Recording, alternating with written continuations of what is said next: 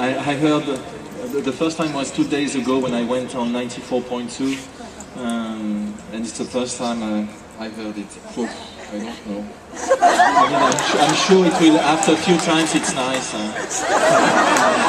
You know, Jerome, there's another question that underlies that maybe you can engage with, and I think some people's disquiet in South Africa about that song. And let me just say, some people love it, and I have to say I would like to sue the makers, because personally I don't like it, but I wake up hearing it in my head every morning. So it's good then? Well, I don't know. I'm consulting my medical aid, but but in all seriousness, I think people might have felt, in expressing that it's not as African a song as they would like, it expresses a deeper misgiving that perhaps there's less of an opportunity for people to express themselves culturally and emotionally around this World Cup than they would have liked. And Danny, you may want to respond to that as well.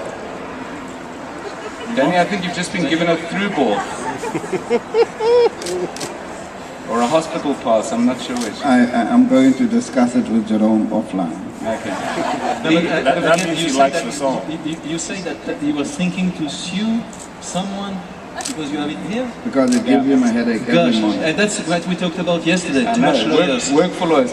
The fees for people who want to get involved in the craft sector. Would you respond to that? So about the fees, I don't know exactly. What I know is that definitely there are rules, there are regulations, and it's true that it makes a lot of people unhappy. I mean, it's true that we are protecting a number of companies, which are the companies we are working on, we are supporting the World Cup, and we are supporting FIFA and all the other events.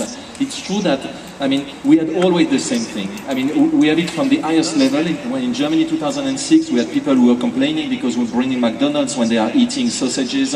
We're bringing Budweiser when they are drinking German beers.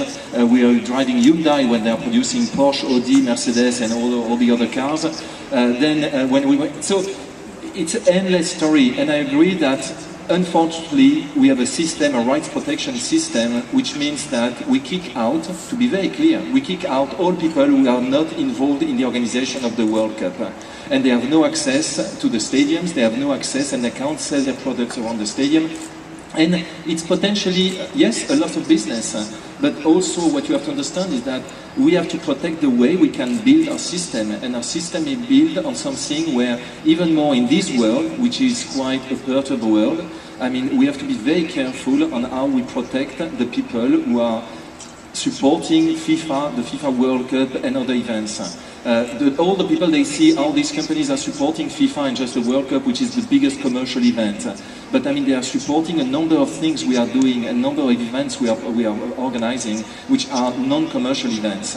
So again, I mean, it's not a win-win situation. I fully agree with you, and unfortunately, I can tell you it will not change. Jerome, it's a Mo's question. What do you stay awake at night thinking about? There must be something that you're not fully satisfied with, something that concerns each and every one of you. If you could quickly just address that question.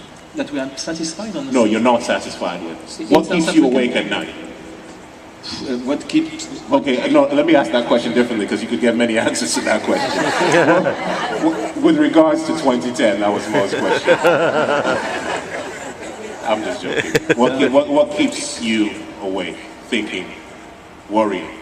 First, I have a very good pill, it's called Zolpidem. You take half of it and you sleep very well. It's what I did yesterday at 10, I wake up at 7, it was perfect. Okay. Without any dream, or bad, or nightmare, or whatever. Okay. So it works? It works. Danny? Well, Mo, if you're not satisfied with that answer, we'll bring it back to them. Danny? Well, there are no nightmares now, either real or perceived. But it's a project, and this project involves host cities and people. There is no problem today, tomorrow there may be a problem, and we have seen that.